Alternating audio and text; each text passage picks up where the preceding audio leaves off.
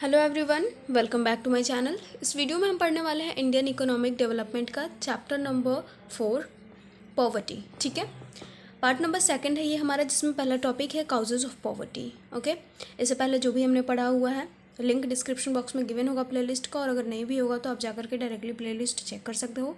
वहाँ पे आपको सारे चैप्टर्स मिल जाएंगे और नोट्स भी आपको मिल जाएंगे इंस्टाग्राम पे। इंस्टाग्राम का लिंक भी डिस्क्रिप्शन बॉक्स में गिवन है। ठीक है, तो चलिए स्टार्ट करते हैं। काउजेज ऑफ पॉवर्टी क्या क्या है, किस वजह से, कौन से कारण हैं जिनकी वजह से गरीबी होती है आखिर। ठीक है, तो पहला हमारा पॉपुलेशन एक्सप्लोजन। कहने का मतलब है कि जो हमारा जो पॉपुलेशन है उसमें अगर रैपिडली ग्रोथ हो रहा है, पार्टिकुलरली पुअर में ही ऐसा होता है। ठीक है, जो पुअर लोग होते हैं, जो गरीब लोग होते हैं, उनमें मतलब उनका जो परिवार होता है, उनकी जो फैमिली होती है, आप देखोगे काफ़ी बड़ी बड़ी होती है। ठीक है, तो ये जो बहुत ज़्यादा ग्रोथ होता है फैमिली में, पॉपुलेशन में, उसकी वजह से भी पॉवर्टी होती है। क्योंकि देखो, एक तो कि ये पहले से ही गरीब है, अब इनके घर में बहुत सारे लोग हैं, मतलब इनके एक तो मम्मी पापा हो गए अलग से। ठीक है, अब इनकी शादी हो गई, इनके बच्चे हो गए, बच्चे एक दो नहीं, तीन चार हो गए, पाँच छः हो गए। ठीक है, तो फैमिली क्या है, फैमिली बहुत बड़ी हुई ना। या फिर इनके बहन है, छोटे छोटे इनके बहन बच्चे हुए हैं, अभी उनका शादी नहीं हुआ, बहन है भाई है, तो फैमिली क्या है, काफ़ी बड़ी हो जाएगी। तो फैमिली बड़ी हो जाएगी तो खर्चे भी चाहिए भाई, इनको खाने पीने के लिए तो चाहिए। तो एक तो पहले से गरीब है और सारे लोगों का तो खर्चा ये चला नहीं पाएंगे, तो गरीबी तो होएगी ही होएगी। ठीक है, तो ये चीज़ हो गया कि ज़्यादा अगर ग्रोथ होता है पॉपुलेशन में, ठीक है, अगर एक फैमिली है और उसमें बहुत ज़्यादा ग्रोथ हो रहा है, मतलब पॉपुलेशन सिर्फ ग्रो कर रहा है और बाकी उसकी जो सिचुएशन है, फैमिली की कंडीशन है, वो सही नहीं है, तो भाई इससे गरीबी होएगी।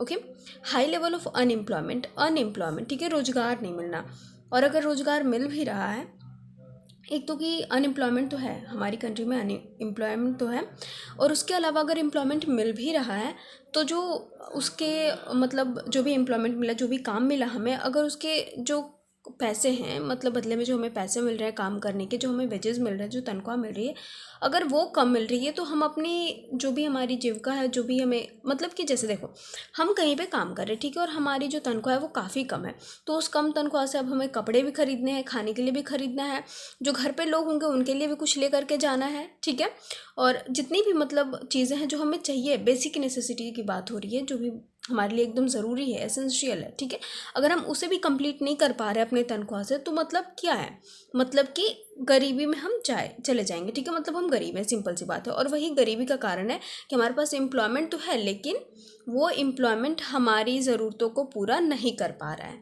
ठीक है, उसके बाद तीसरा है इनइक्वालिटीज़ ऑफ इनकम। जो इनकम का डिस्ट्रीब्यूशन हो रहा है नेशनल इनकम का, ठीक है, वो काफ़ी ज़्यादा इनइक्वल है। मतलब कि जो हमारे रूरल एरियाज़, अर्बन एरियाज़ में जो लोग रह रहे हैं, जो काम कर रहे हैं, इनकम सबका तो इक्वल नहीं होता है, पहली बात है। और दूसरी बात ये हो जाती है कि जो लोग बहुत ज़्यादा मेहनत कर करके काम करते हैं, आपको पता होगा जो लेबर्स होते हैं जो काम करते हैं, उनकी इनकम उतनी ज़्यादा नहीं होती है, काफ़ी कम होती है। ठीक है, और उसके अलावा मैंने जो पढ़ा था इंग्लिश की बुक में, जो चूड़ियों वाले की कहानी आपने पढ़ी होगी, जहाँ पर चूड़ियाँ बनती है, मतलब ग्लास के जो बैंगल्स बनाए जाते हैं, वो बैंगल्स बनाने में लोगों के जो है आँख ख़राब हो जाते हैं। ठीक है, मतलब उनका पूरा का पूरा लाइफ निकल जाता है, लेकिन उनकी जो कंडीशंस होती हैं, एक तो कि उनकी फिजिकल कंडीशन ख़राब हो गई, आंखें ख़राब हो जाती हैं ग्लासेस की चूड़ियाँ बनाने में, जो कांच की चूड़ियाँ होती हैं। ठीक है, देखो मैंने कांच की चूड़ियाँ पहनी हुई है, इस तरह की चूड़ियाँ बनाने में। ठीक है, तो ये जो चूड़ियाँ बनाने में उनके आँख ख़राब हो जाते हैं, लेकिन उनकी जो फैमिली की कंडीशंस होती हैं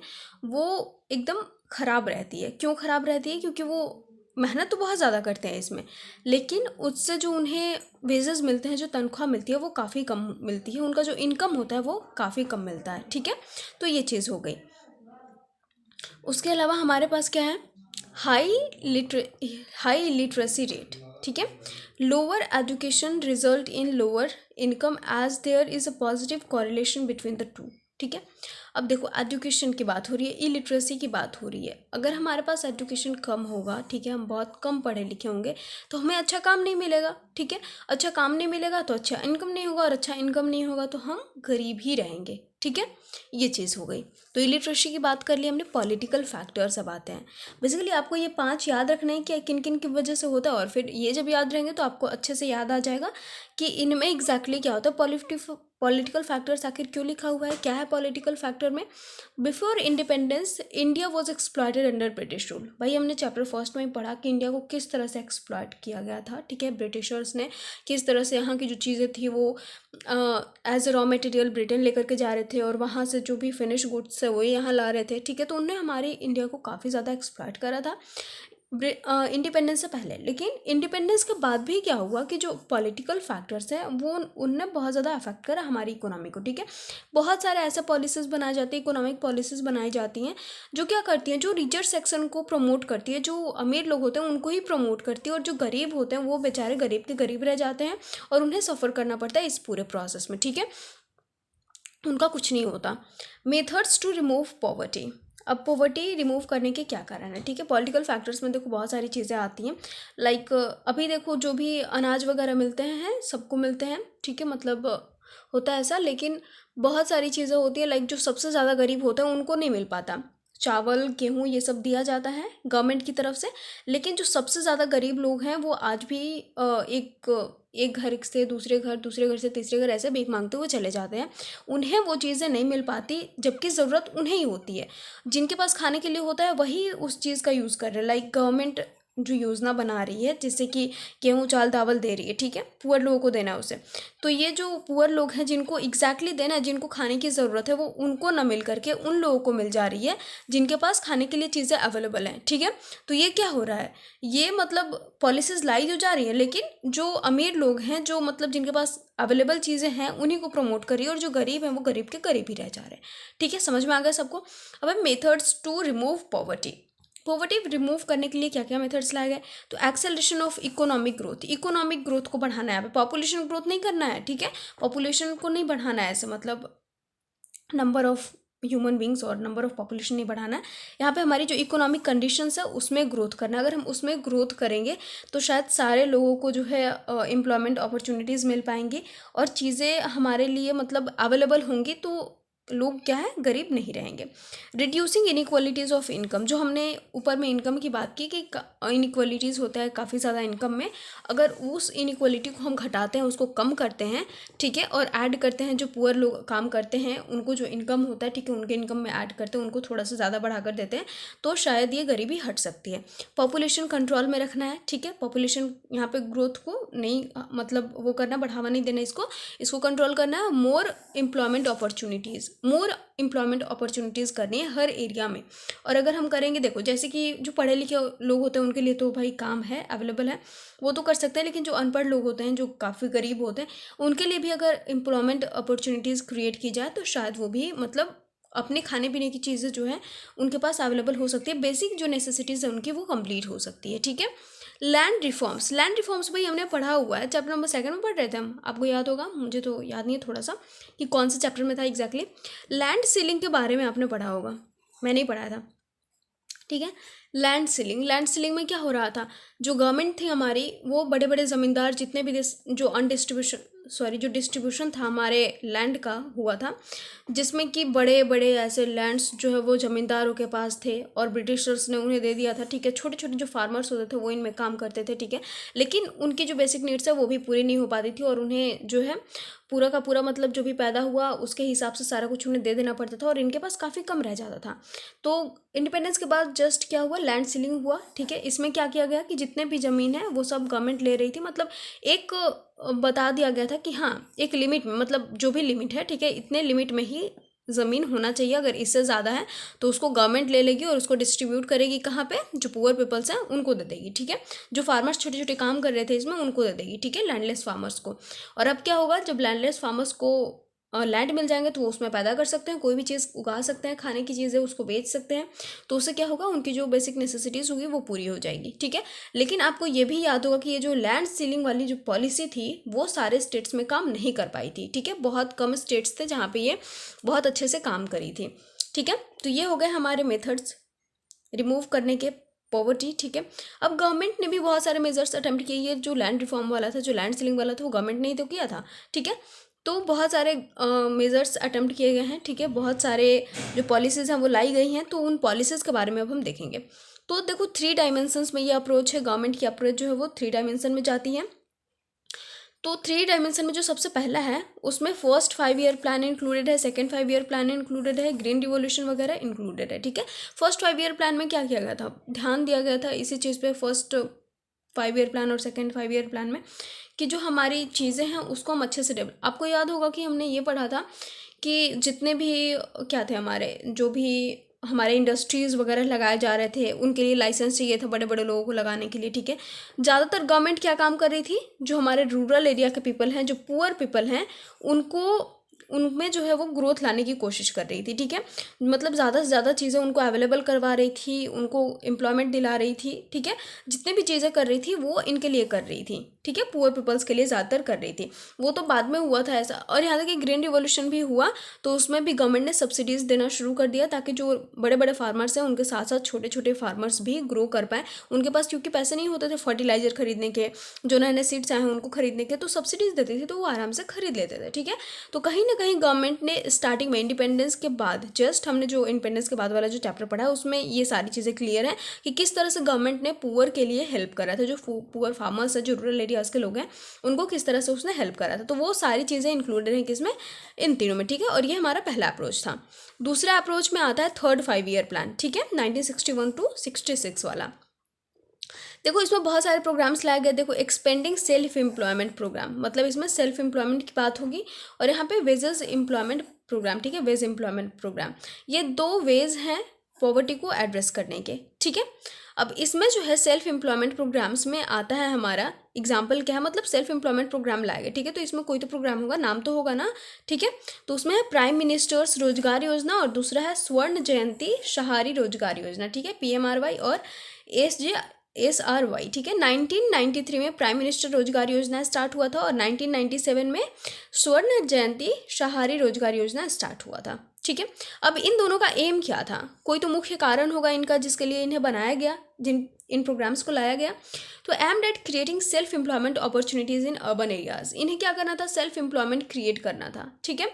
मतलब जो भी ये करना चाहते हैं, सेल्फ अपॉर्चुनिटीज़ इन्हें मिल रही है, मतलब जैसे कि गवर्नमेंट इनका हेल्प करेगी, ठीक है। इस योजना के अंतर्गत गवर्नमेंट इनका हेल्प करेगी। अगर इन्हें कोई भी अपना दुकान वगैरह खोलना है, उनके पास उतने पैसे नहीं है, तो इन सारी चीज़ों में गवर्नमेंट उन्हें हेल्प करेगी, ठीक है। One could get financial assistant in form of bank loans to set up small, कोई भी स्मॉल इंडस्ट्रीज लगानी है, कुछ भी खोलना है, ठीक है, तो उसके लिए गवर्नमेंट उन्हें फिनेंशियली हेल्प करेगी, उन्हें लोन देगी, ठीक है। तो इसका ये एम था। पता चलेगा कि एम क्या था और इसमें क्या मिलने वाला था। उसके अलावा हमारे पास 2005 अगस्त में क्या हुआ, पार्लियामेंट ने एक एक्ट पास किया जिसमें था गारंटी वेज, ठीक है, to provide guarantee wage employment to every rural household, सारे रूरल हाउस होल्ड्स को एक गारंटी वेज एम्प्लॉयमेंट प्रोवाइड करने थे, ठीक है, इस एक्ट के तहत। और इसमें मिनिमम 100 दिन का काम होगा, पूरे साल में 100 डेज वर्कर्स को काम मिलेंगे ही मिलेंगे, ठीक है, रोजगार मिलेगा ही मिलेगा। और इसको किस नाम से जाना जाता है, Mahatma Gandhi National Rural Employment Guarantee Act, मनरेगा। 5 करोड़ हाउस होल्ड्स को इससे अपॉर्चुनिटीज़ मिली थी। इस लॉ के अंतर्गत जो है नियरली 5 करोड़ पीपल्स, जो 5 करोड़ हाउस होल्ड्स थे, उनको अपॉर्चुनिटीज़ मिली थी, एम्प्लॉयमेंट मिली थी, ठीक है। उसके अलावा हमारे पास है थर्ड अप्रोच। थर्ड अप्रोच में क्या है, to provide minimum basic amenities to the people, इसमें बेसिक अम्यूनिटीज़ प्रोवाइड करनी है। फर्स्ट वाले में तो था ग्रोथ का देखा गया, ठीक है, सारी चीज़ें जो पुअर पीपल्स थे उनके अकॉर्डिंग लाई गई थी फर्स्ट वाले में। सेकंड वाले में जो हमारे पीपल्स थे, जो पुअर पीपल्स थे, जो खुद से चीज़ें नहीं स्टार्ट कर सकते थे, उनको जो है लोन देना शुरू किया सरकार ने, ठीक है। तो ये सारी चीज़ें थी सेकंड तक। थर्ड अप्रोच में क्या है, बेसिक अम्यूनिटीज़, मतलब जो बेसिक नीड्स हैं हमारे पीपल्स की, like drinking waters, food grains, education, health, ये सारी चीज़ों को देना भी बहुत ज़रूरी था, ठीक है। तो इसके अंतर्गत भी बहुत सारी चीज़ें लाई गई। तो पब्लिक डिस्ट्रीब्यूशन सिस्टम, PDS लाया गया। पोषण अभियान, मिड डे मील स्कीम, देखो Poshan Abhiyan 2018, mid day meal scheme 1995, PDS 1997 है आई थिंक, ठीक है। तो इसका एम क्या था, इन तीनों का एम क्या था, food and nutritional status, poor जो पीपल हैं उनका जो फूड स्टेटस है, जो न्यूट्रिशनल स्टेटस है, काफ़ी ज़्यादा गरीब होते हैं, तो उनके पास खाने की चीज़ अच्छी नहीं होती हैं, यहाँ तक कि वो भरपेट कभी खाना भी नहीं खा पाते। तो इन सारी चीज़ों को इम्प्रूव करने के लिए ये तीनों लाया गया था, ठीक है। उसके अलावा हमारे पास है प्रधानमंत्री ग्राम सड़क योजना, वाल्मीकि अंबेडकर आवास योजना, ये लाया गया था 2000 में, प्रधानमंत्री ग्राम सड़क योजना, और वाल्मीकि अंबेडकर आवास योजना 2001 में, ठीक है। अब इन दोनों का काम क्या था, attempts in developing infrastructure and housing conditions, जो भी हाउसिंग कंडीशंस जितने भी ख़राब होते हैं, क्योंकि उनके पास अच्छे घर भी नहीं होते, इंफ्रास्ट्रक्चर ख़राब है, तो उन दोनों के लिए इसे लाया गया था, ठीक है। और इसके हिसाब से, मतलब इसके अकॉर्डिंग, और इस योजना में बोले तो इसके अंतर्गत सारी चीज़ों को ठीक करने की कोशिश की गई। मतलब अगर किसी की हाउसिंग कंडीशन ख़राब है, वो इसमें ठीक करवाना चाहता है, तो ये सारी चीज़ें की गई होंगी, ठीक है।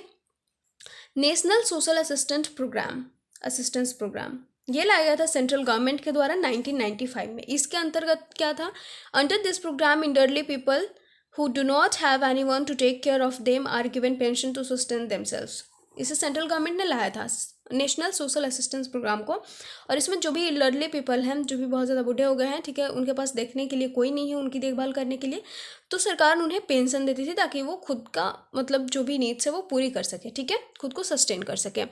उसके अलावा इसमें इंक्लूडेड है पुअर वुमेन और विडोज़ दोनों ही, ठीक है, क्योंकि इनके पास भी बहुत ज़्यादा कंडीशन ख़राब होती है। विडोज़ जो होती है उनको भी देखने वाला कोई नहीं होता, तो फिर इसके लिए मतलब ये लोग भी इसमें शामिल हैं, ठीक है। इस प्रोग्राम के अंतर्गत इनको भी पेंशन वगैरह चीज़ें मिलेंगी। 2014 से प्रधानमंत्री जनधन योजना लाया गया। इसके अंतर्गत पीपल को इनकरेज किया गया बैंक अकाउंट्स खोलने के लिए, ठीक है। तो ये हो गया, इतना हमारा क्लियर हो चुका। और उसके बाद एक चीज़ जो हमारी आती है सबसे लास्ट में, वो ये है, मतलब जो इम्पॉर्टेंट चीज़ें थी वो इतनी ही थी। और सबसे लास्ट में जो चीज़ आती है कि ये सारी चीज़ें गवर्नमेंट ने लाई तो है, लेकिन अगर इंसान चाहेगा ही नहीं, जो पुअर पीपल्स है हमारे, उनको अगर इनकरेज नहीं किया जाएगा इन सब में शामिल होने के लिए, तो फिर ये किसी काम का नहीं है, ठीक है। उनका इनकरेज होना, उनका इन सब में शामिल होना, उनका इन सब चीज़ों के लिए, इन पॉलिसीज़ के लिए, इन प्रोग्राम्स के लिए आगे बढ़ना बहुत ज़्यादा ज़रूरी होता है, तब जा करके ये उनके किसी काम की है, ठीक है। तो ये पूरा का पूरा हमारा ख़त्म हो चुका है। अगर आप लोग चाहते हैं कि ये जितने भी हमारे पॉलिसीज़ हैं, अगर उनको बारी बारी से पढ़ना चाहते हैं तो आप मुझे बता सकते हैं, ठीक है, मैं एक एक करके सबको पढ़ा सकती हूँ, पढ़ा दूँगी, ठीक है, नेक्स्ट वीडियो में, या फिर अलग अलग वीडियो करके, जैसे एक इसका हो गया, एक इसका हो गया, एक इसका हो गया, इस तरह से, ठीक है। तो नेक्स्ट वीडियो में मिलते हैं नेक्स्ट चैप्टर के साथ। एंड आई थिंक आपको समझ में आ गया होगा, और अगर आया होगा तो please don't forget to like, comment, share and subscribe. Thank you so much.